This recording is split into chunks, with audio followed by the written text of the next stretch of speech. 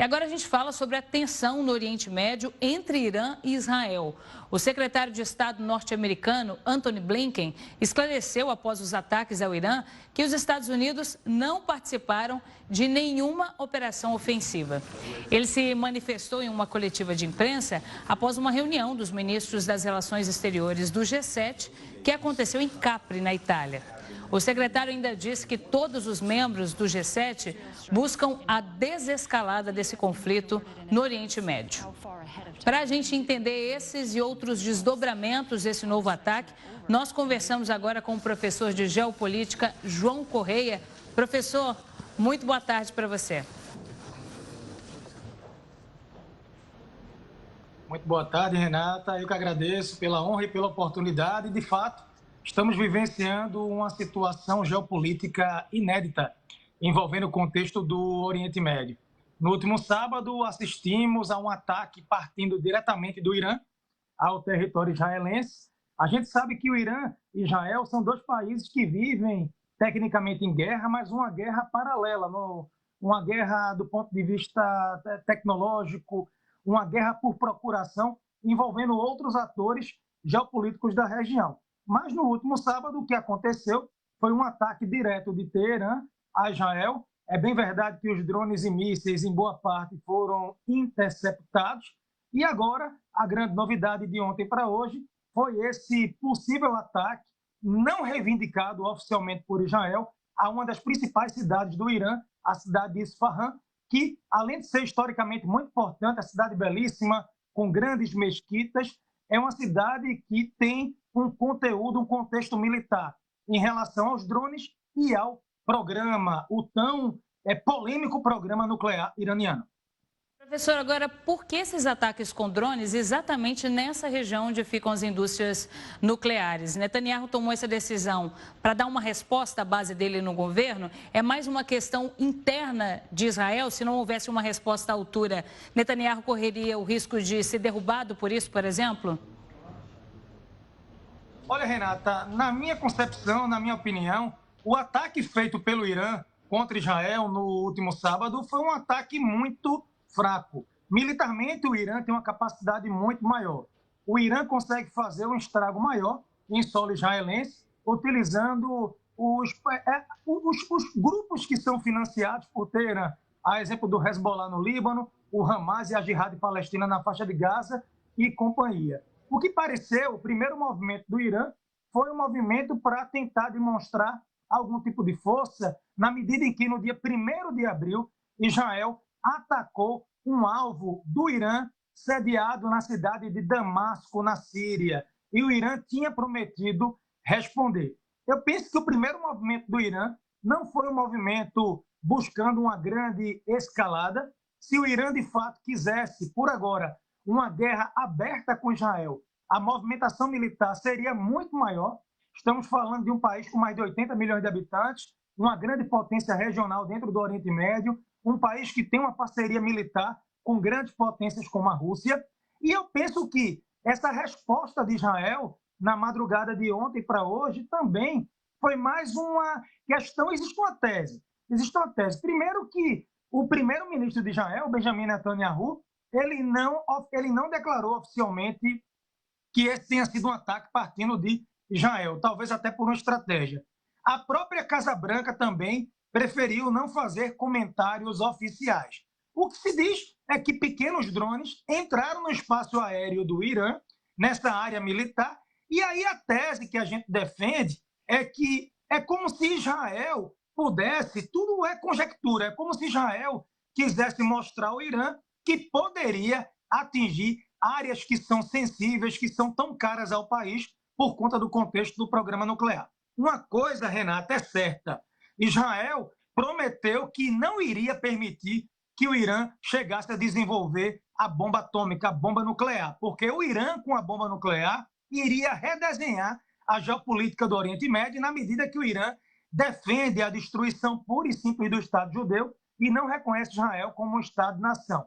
Inclusive, nesse contexto, é importante lembrar a vocês que nos acompanham que entre 2010 e 2012, 5 cientistas iranianos envolvidos com o programa nuclear do país foram seletivamente neutralizados, assassinados em solo iraniano. O Mossad, o Serviço Secreto de Israel, nunca assumiu, até por uma questão estratégica, mas isso casa com o discurso de Israel de não querer que o Irã possa avançar com o contexto da bomba, porque aí seria uma ameaça militar ainda maior.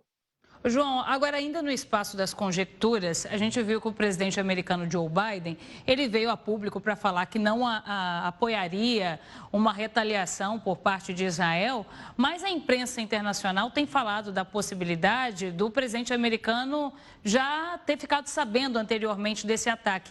Na sua visão, há a possibilidade de ter sido um ataque coreografado ali de alguma forma?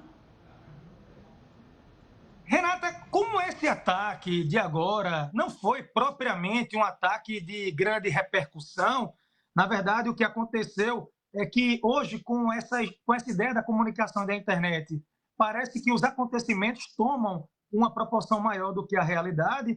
Possivelmente, a Casa Branca pode não ter sido informada sobre esse contexto. De fato, as grandes operações militares feitas pelos Estados Unidos no Oriente Médio, existe uma conexão com Israel e vice-versa, porque Israel é o grande aliado histórico da Casa Branca. Biden vive um momento muito delicado. Os americanos, em novembro, vão às urnas, Biden tenta a reeleição, tem uma popularidade baixa, significativamente baixa, e tem Donald Trump tentando voltar. Da mesma forma que eu vejo a Casa Branca criticando o governo do Benjamin Netanyahu pelas movimentações e alguns excessos, talvez, cometidos dentro da faixa de Gaza e em áreas da Cisjordânia, a própria Casa Branca cogita entregar mais um cheque em branco a Israel com uma ajuda aí de ordem militar de cerca de 100 bilhões. Seria um pacote também aí sem precedentes, fortalecendo ainda mais as relações entre os países. Então, há essa aliança histórica, mas há também essa questão, essa preocupação com a opinião pública. Uma coisa que eu noto, sabe, Renata? Os americanos tentam formar uma coalizão anti-Irã dentro do Oriente Médio. O Irã é o grande inimigo dos Estados Unidos. O Irã é o grande inimigo de Israel, porque o Irã representa e se faz representar por grupos paramilitares espalhados pela região, como nós já citamos. Tentam criar agora uma aliança formada por Arábia Saudita, Jordânia, outros países ali daquela região árabe e Israel, para tentar se contrapor à força iraniana. Lembrando que a Arábia Saudita e Irã disputam protagonismo dentro do mundo islâmico e a Arábia Saudita tem um histórico de boas relações militares com os Estados Unidos. E antes daquele 7 de outubro, quando o Hamas entrou em Israel, aquele fatídico sábado sangrento, a Arábia Saudita e Israel estavam ensaiando uma aliança, pelo menos programática e diplomática. Tem uma informação de agora que eu gostaria de repercutir com você, porque o secretário-geral da ONU, Antônio Guterres, pediu um fim para os conflitos que estão acontecendo, que estão escalando no Oriente Médio. Ele pediu a interrupção do que ele considera um ciclo de retaliações na região e usou as redes sociais para fazer um apelo para a comunidade internacional. Ontem, Guterres pediu diálogo e voltou a pedir um cessar-fogo humanitário imediato em Gaza, a libertação imediata e incondicional de todos os reféns e também a entrega desimpedida de ajuda humanitária.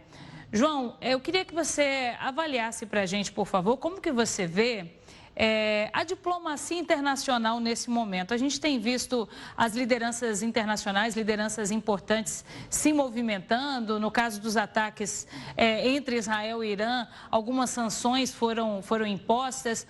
Você acredita que a diplomacia internacional tem funcionado de uma forma satisfatória e que essas sanções também elas têm sido importantes para evitar que o conflito escale ainda em proporções maiores? Olha, Renata, eu penso que as sanções impostas pelo Ocidente, notadamente por Estados Unidos, pelos britânicos, pela União Europeia ao Irã, elas têm uma certa limitação. Hoje você tem a China auxiliando com toda a força possível o Irã, a Rússia também. O sistema de defesa iraniano basicamente é todo de origem russa. Num mundo tão aberto, num mundo tão globalizado, com fronteiras tão fragilizadas, quando a gente fala de sanções, você tentar isolar um país dentro da comunidade internacional se faz muito difícil, porque, do outro lado, você tem a segunda maior economia do mundo, a China, mantendo aí relações e sustentando de alguma forma, direta ou indireta, a economia iraniana. Eu vejo o debate diplomático hoje dentro das Nações Unidas muito esvaziado. O próprio Conselho de Segurança da ONU ontem tentou colocar em questão uma proposta da Argélia para, por exemplo, reconhecer de forma soberana, como membro efetivo das Nações Unidas, a Palestina como um país, a Palestina como um Estado.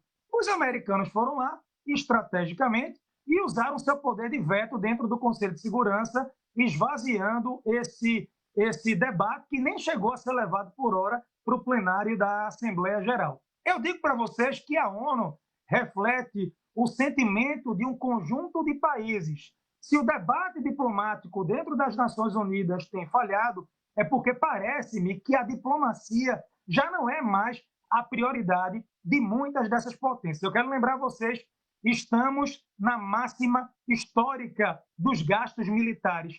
Nunca se gastou tanto com armas no mundo. Os orçamentos militares da OTAN, Estados Unidos, União Europeia, Rússia, China e companhia estão na máxima histórica.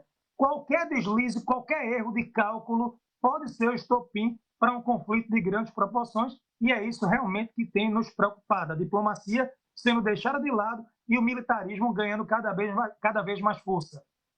Professor João Correia, é sempre uma honra ter você aqui com a gente, ajudando a entender a complexidade desses conflitos no Oriente Médio. Muito obrigada, viu, pela participação. Muito obrigado, gente. Um grande abraço e até a próxima.